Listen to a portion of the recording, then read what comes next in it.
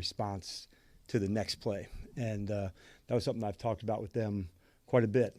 Long drives on offense. If you get set back, doesn't mean the drive's over. You go battle for it. And defensive stops in the fourth quarter. And that same response of next and not being pissed about it kind of applies to right now as well, and not letting a Sunday affect a Wednesday. That's wins and losses. And I loved the week of practice last week. Like, of course, that carried over into the game. And so that's, kind of the energy that I'm looking for going back into practice again. It's easy with this group, man. They love one another. They love to compete, and so there's a hardness about them. As a coach, you can tell when a team has a look, like they're ready for the next fight, if it has to go longer, whatever. And so I said they are, like doing hard shit with hard people, mentally and physically. And that's what this week's about, man, like getting right back to it. It was my most favorite week of practice last week, just the energy they had, the improvement that we made. And so now that's the chance to go do that again. And we'll dig in hard to do that. For you, taking over the play calling, is that something you missed, and do you feel it has maybe energized you in any way? Missed, yes. Energized, no. Do I like it? Yes. But I would say energized during the game for sure. I would say like the other, like 6 days and like 21 hours, no. But the game part of it is like calling it is a lot of fun. The players energize me. That's honestly the truth of it all.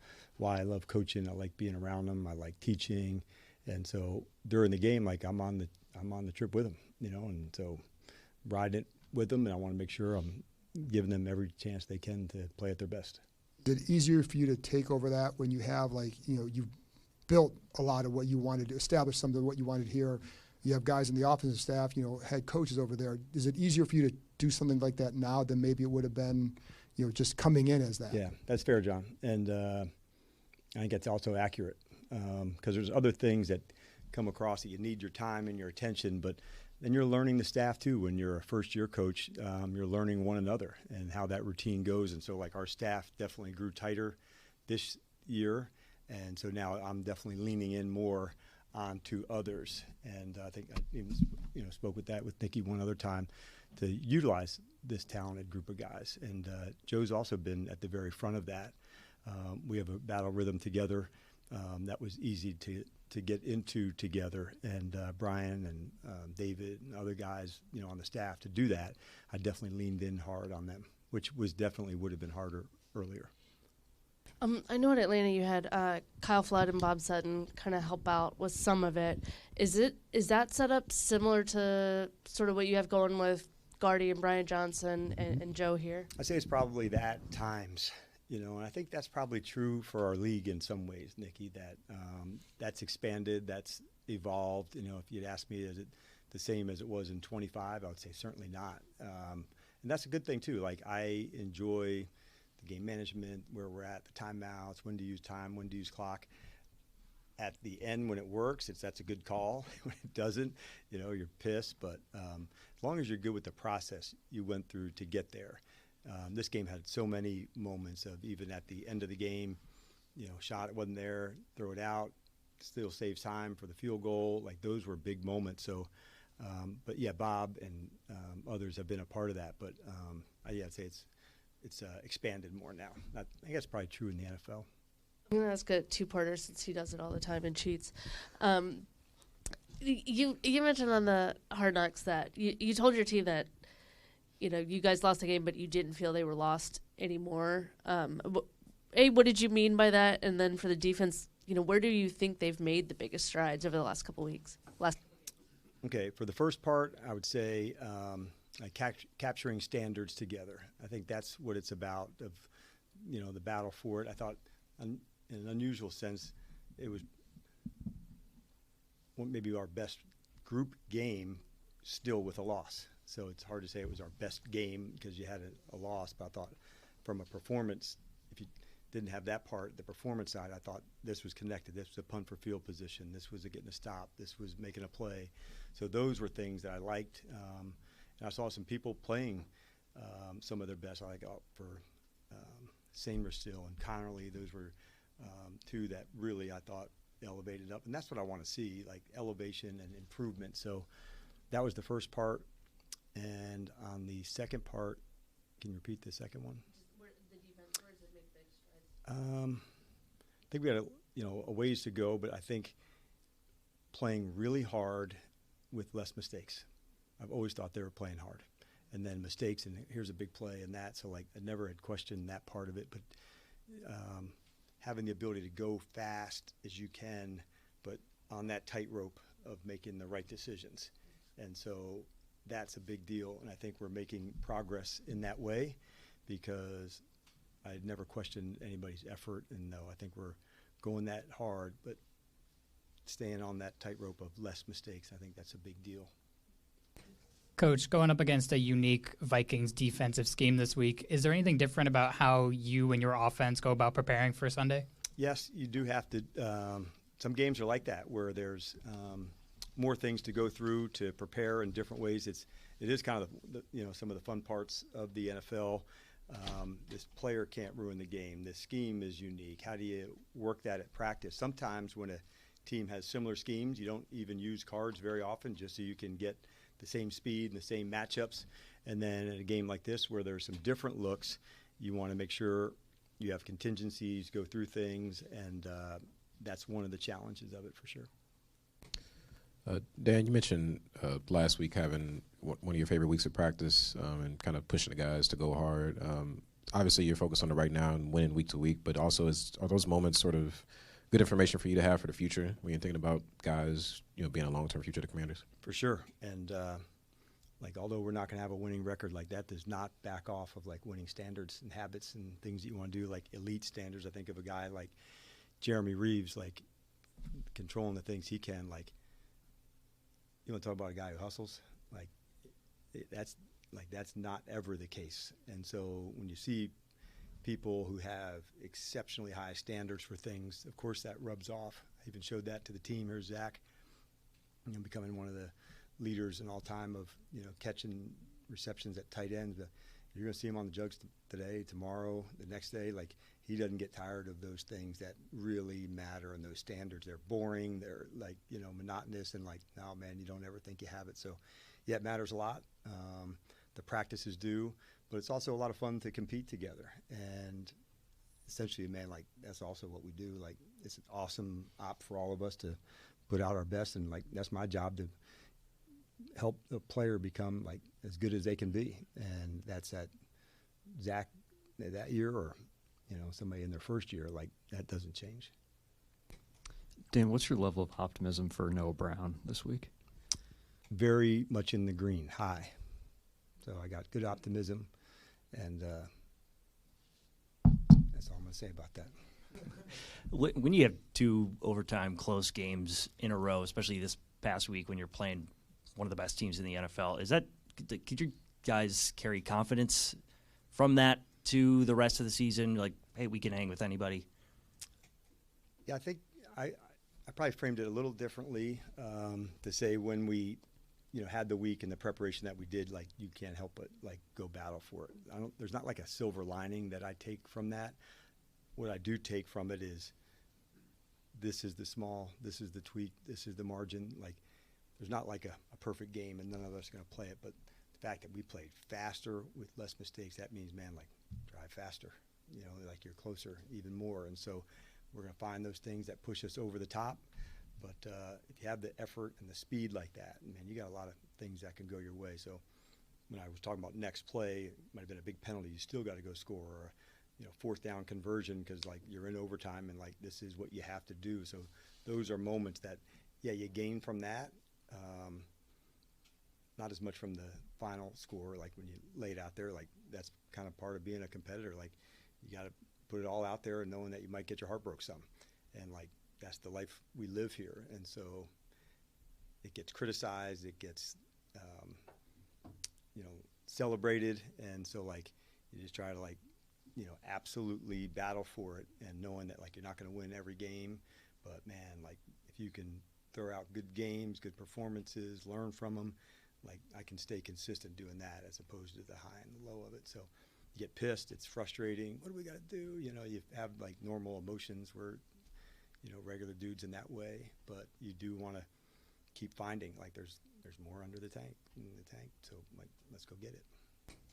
Hey, good afternoon, Coach. Good afternoon. When it comes to momentum and trying to stack positive performances, being able to hold that Broncos pass rush to just 2 sacks, how does that kind of help bleed into going up against this Vikings pass rush this week? Yeah, similar but different. And on the edges, I thought that was a nice job by Josh and probably maybe his best game as a commander. And I'd kind of joked with him earlier. I said, like, look, it's hard to know, like, how you're improving right now.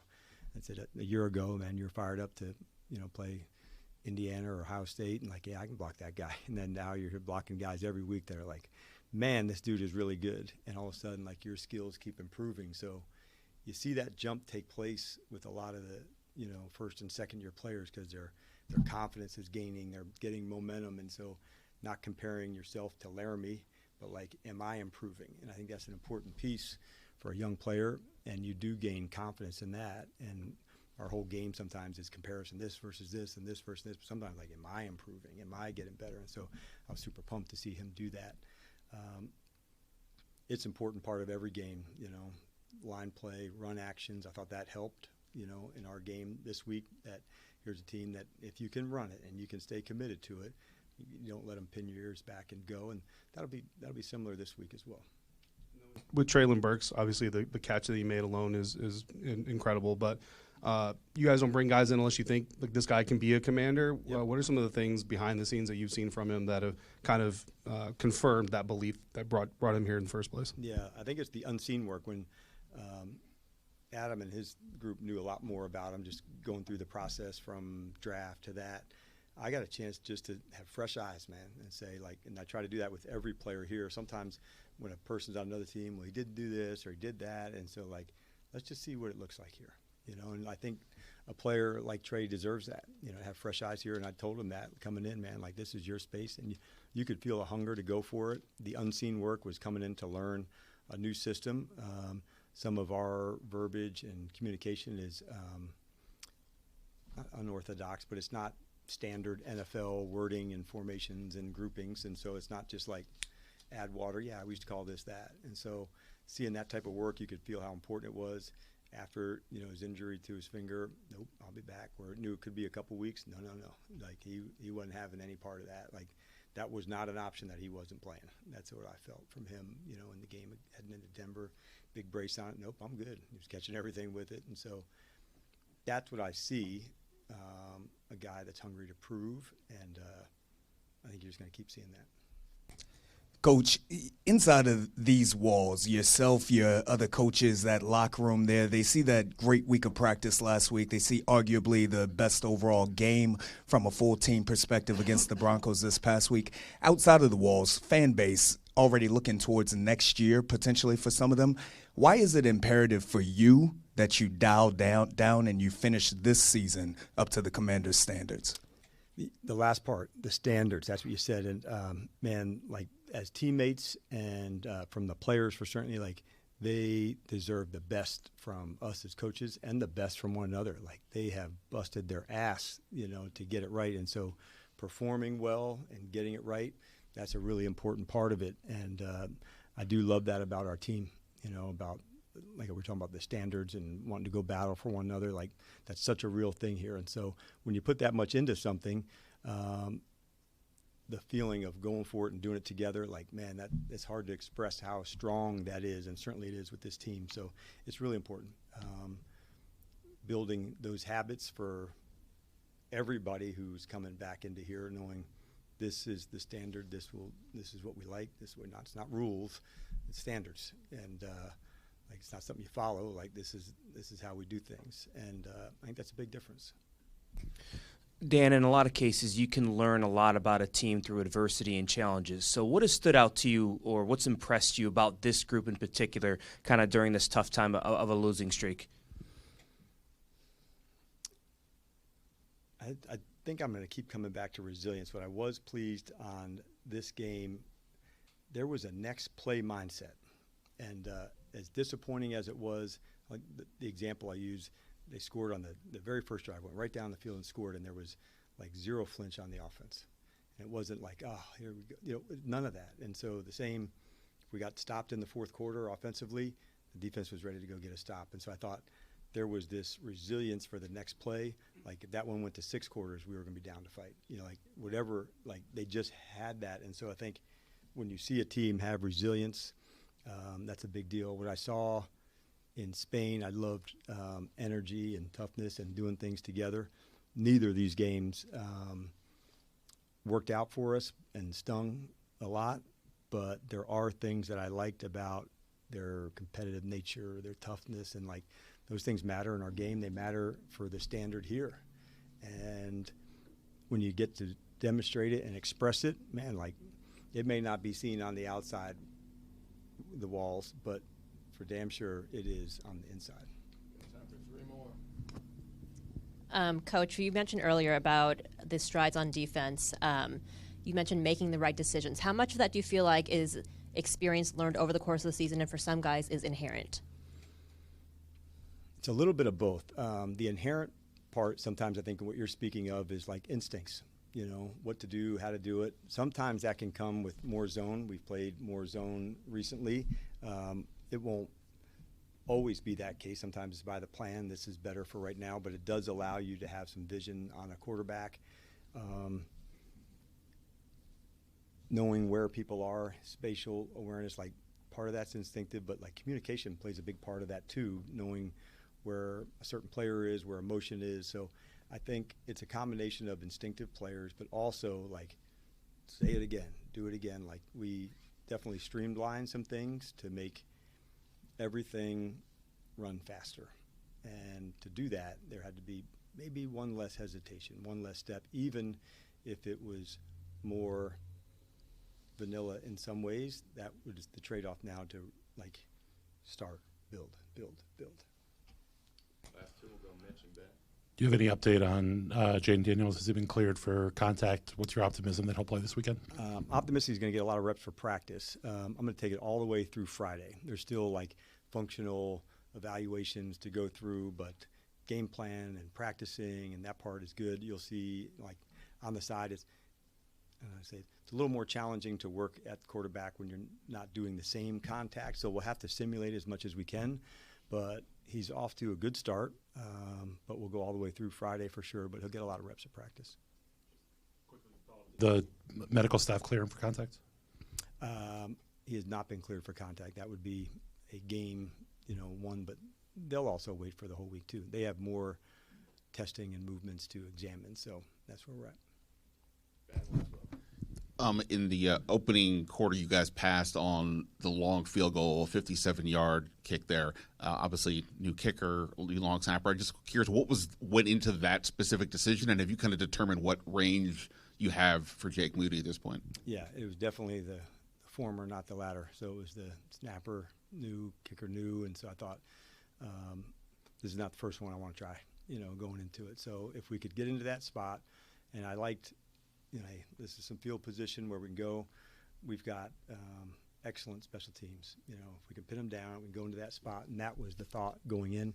There's certain thresholds that we would try in the regular part of the game, and then obviously those extend at the end of the half or the end of the game. So had it been the end of the half, that would have been well within his spots to go.